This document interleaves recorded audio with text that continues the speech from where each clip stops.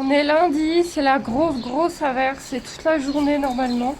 Mais normalement, le reste de la semaine, c'est bon. Normalement, attendez. J'ai mis à Chica un peu de foin que les filles ne voulaient plus parce qu'elle est moins difficile que Princesse Hacienda.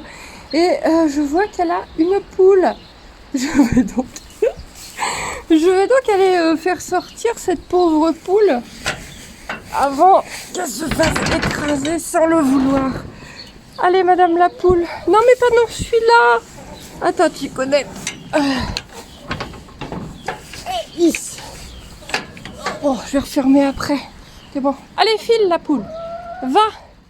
Et elles ne veulent définitivement plus des CMV comme ça. Donc, c'est les CMV sous forme de bonbons. Donc, à la main, elles n'en voulaient plus depuis longtemps, mais je mettais dans les rations. Et maintenant, ça reste au fond de la mangeoire. Elles trient carrément. Elles n'en veulent plus du tout. Je vais tester encore un peu. Et si ça passe plus du tout, bah... Je sais pas, je donnerai à Chica ou à Lolo, mais je n'en rachèterai pas en tout cas. D'habitude, je prends des très fins granulés qui se mélangent vraiment bien à l'alimentation, qu'elles peuvent pas trier. Et donc, c'est ce que je reprendrai la prochaine fois. Je m'étais dit, les CMV bonbons, c'est super pratique pour le dosage, mais elles n'aiment pas le goût. Pas du tout. I feel like I'm losing my mind. Is everybody in the world blind? Please, Lord, give me a sign, a sign. I feel like I'm losing my mind. Is everybody... On est jeudi, hier on a eu un rayon de soleil, mais pas de rayon de soleil aujourd'hui. Voilà, les trois dégueux. Nono était hyper nerveuse ce matin, très dur à gérer. Et apparemment elle était pareille hier soir, je ne sais pas ce qu'elle a. Mais là j'ai même galéré à lui enlever son licol, elle est cachée derrière sa mère. Et même sa mère réagit à sa nervosité avec les oreilles en arrière. Ce qui est quand même assez rare. Et elle agace même sa mère. Elle a vraiment en énergie négative plus, très speed. Je ne sais pas du tout ce qu'elle a.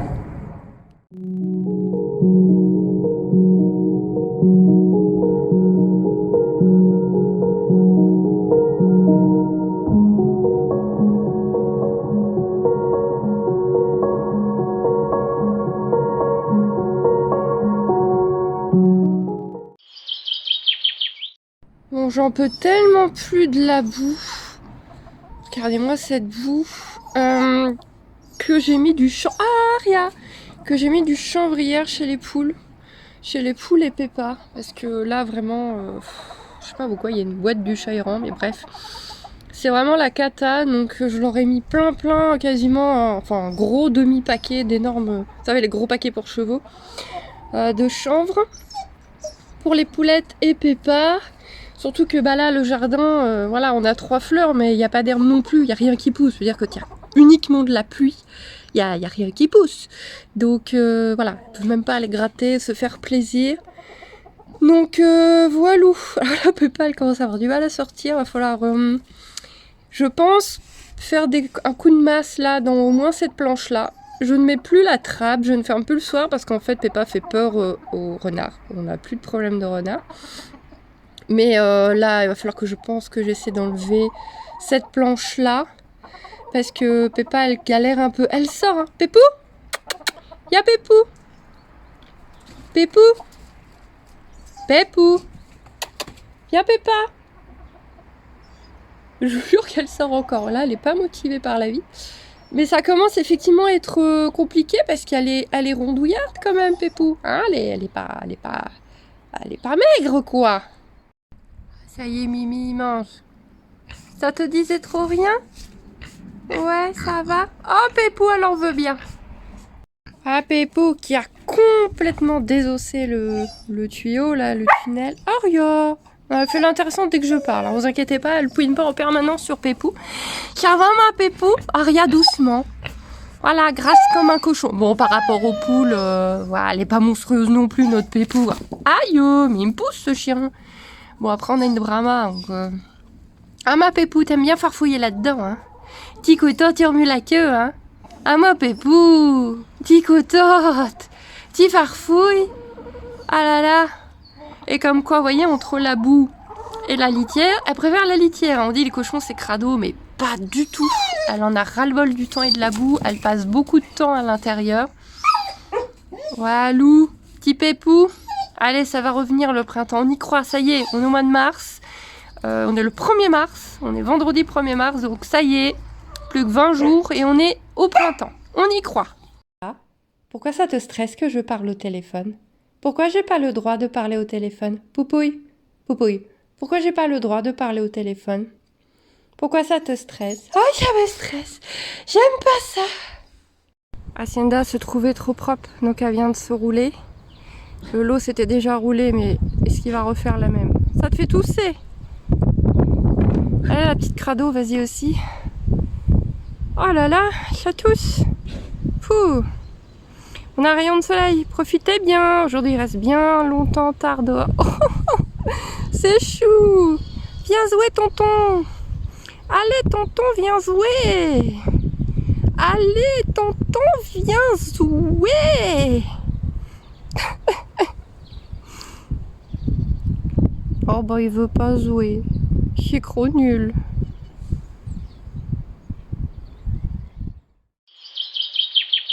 Bon, on est dimanche, j'ai la crève bien comme il faut. On va quand même là aller au cinéma pour faire plaisir à la petite. Mais j'ai appris une nouvelle, fallait que je vous en parle parce que ça me pèse, mais d'une force. En ce moment à l'écurie, ça a été très compliqué. Enfin, en ce moment, cette semaine à l'écurie, ça a été très compliqué. Là, vous avez un tout petit wiki vlog. Je suis désolée, mais ma fille est en vacances, il y a eu plein de conflits et tout. J'ai pas su faire grand chose. Donc comme Evie est en vacances, je ne travaille pas les juments parce que soit ça lui fait trop long toute seule à la maison, soit elle est avec moi. Et comme en plus on n'a pas de piste, ça veut dire faire juste des trucs dans la cour.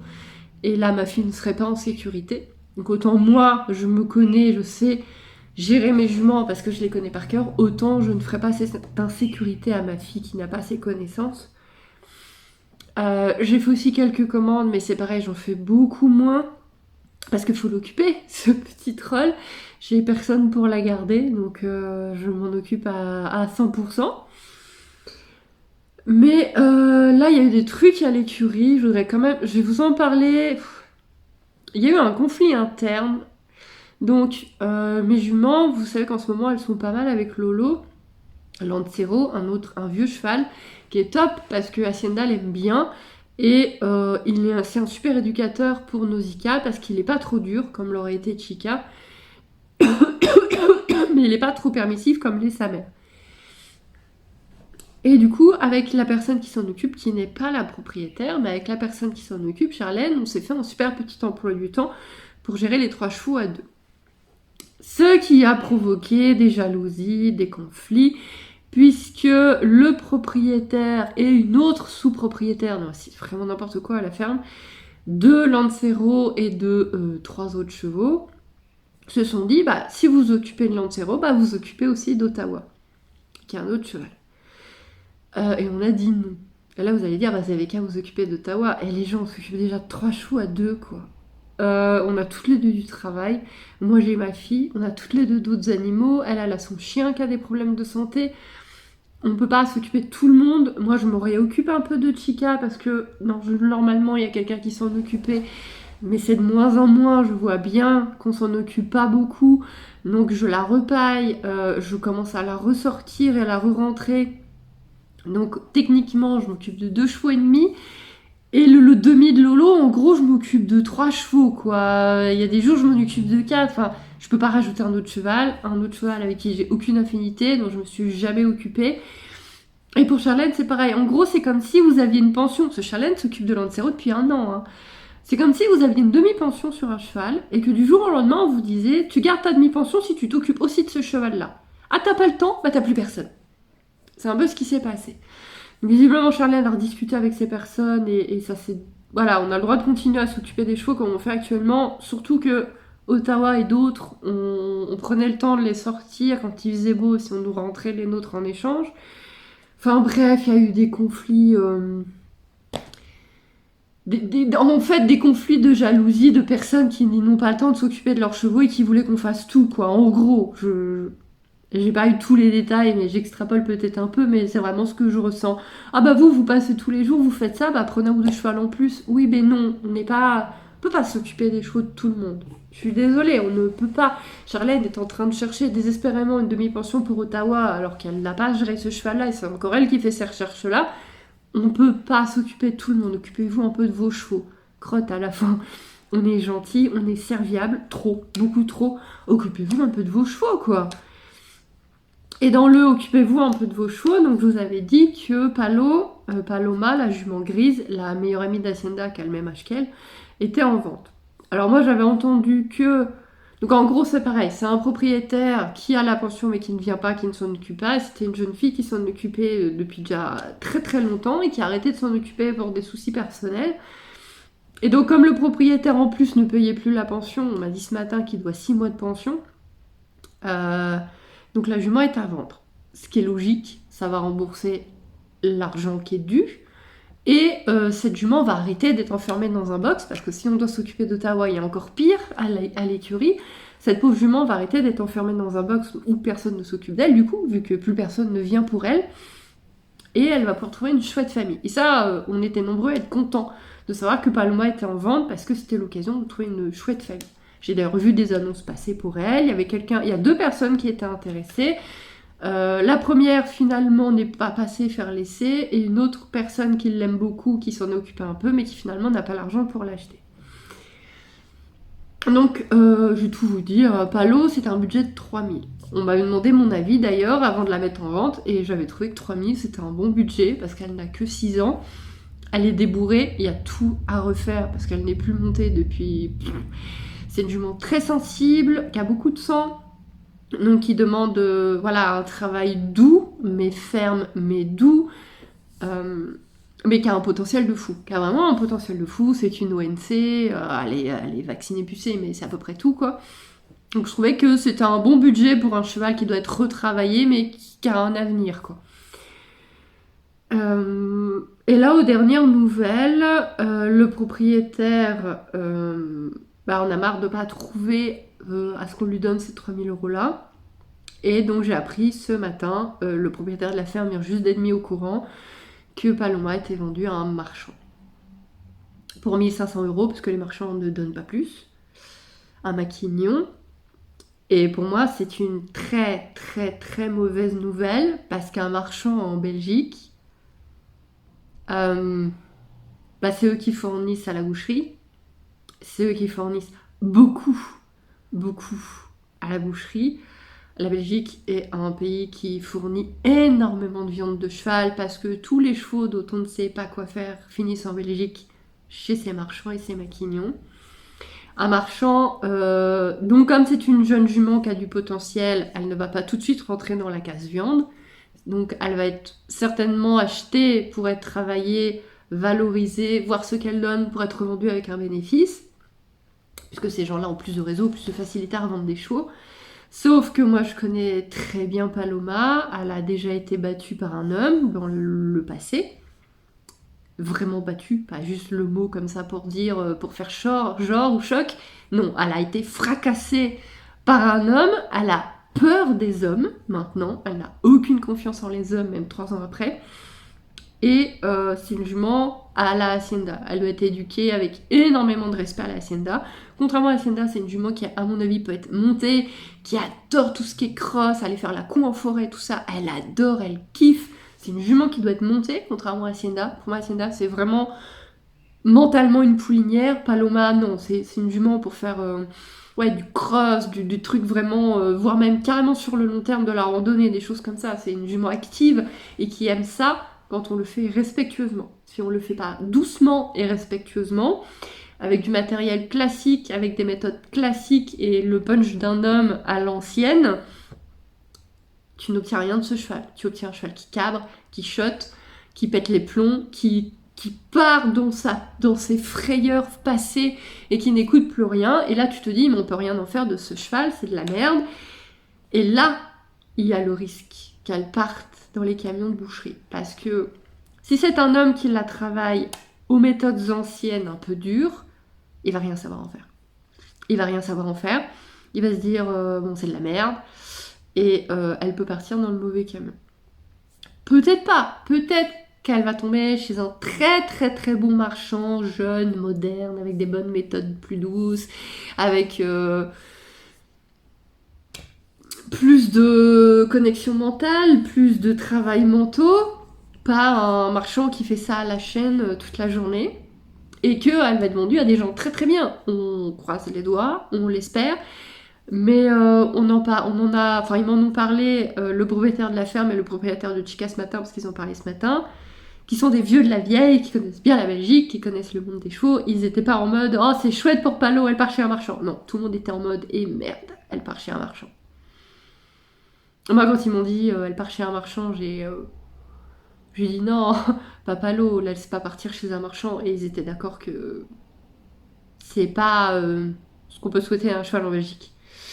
Voilà. Je sais pas chez quel marchand à part, comme j'ai dit, ça peut être un jeune qui va faire ça super bien, pas forcément les maquignons à l'ancienne qui vont tester 2-3 trucs, voir qu'elle est trop dure et puis ils vont la dégager. Mais là je suis mal quoi, c'est une jument que je connais depuis 3 ans.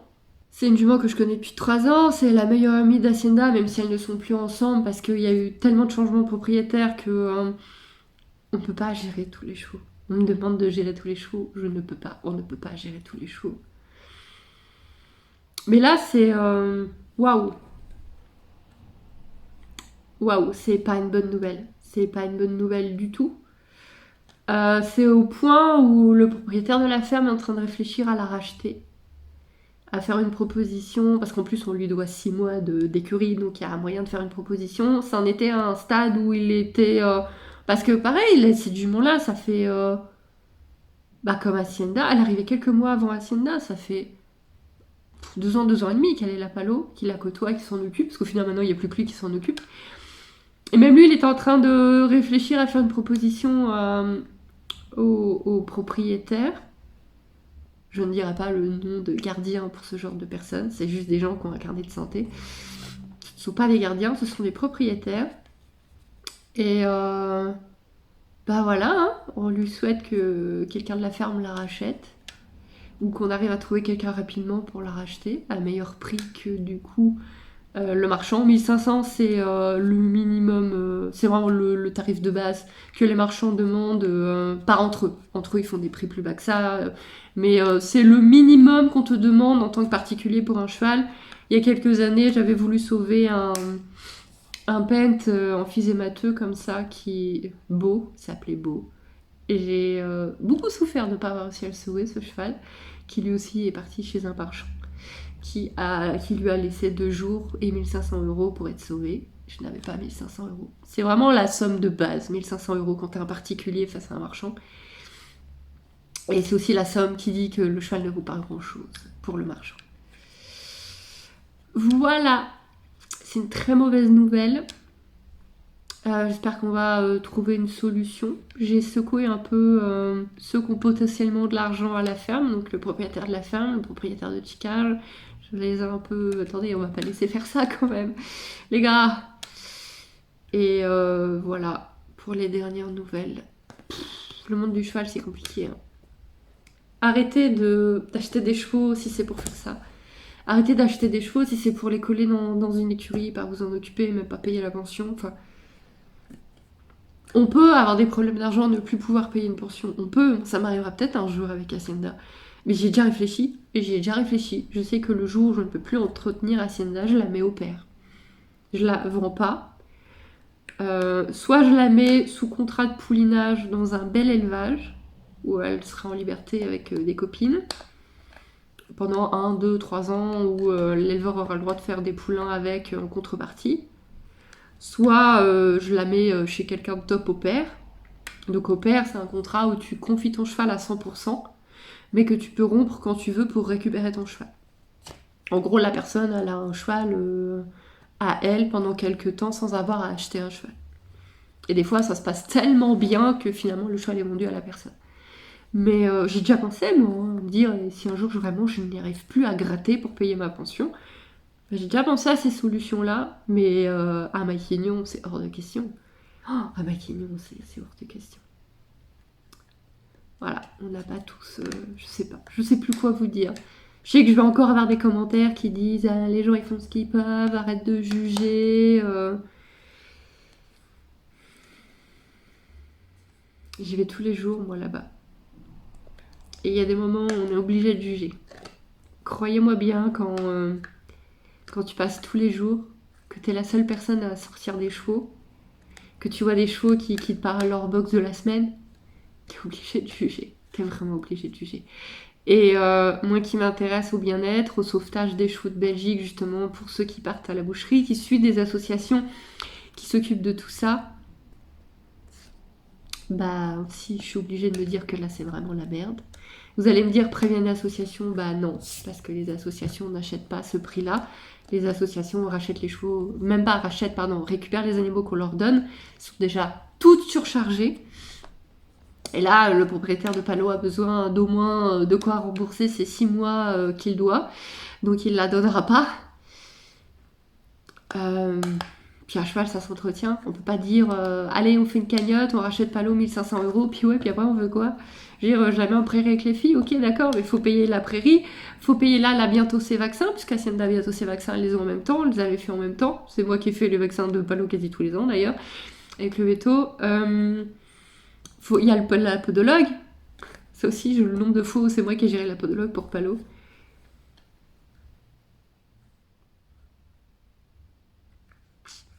C'est pas une bonne nouvelle du tout.